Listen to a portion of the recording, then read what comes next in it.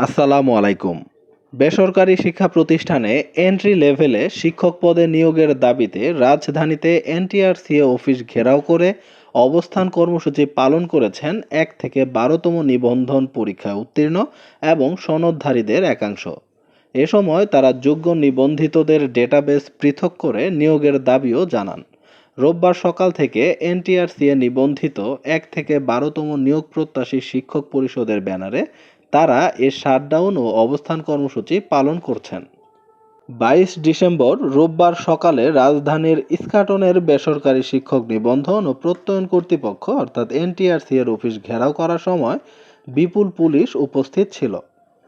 মানববন্ধনে বক্তৃতাকালে তারা অভিযোগ করেন, এনটিআরসিএতে কর্মরত কয়েকজন চেয়ারম্যান ও সচিবের অদক্ষতা, উদাসীনতা ও দুর্নীতির মনোভাবের কারণে নানাভাবে বঞ্চিত হয়েছেন হাজার হাজার নিবন্ধনধারী।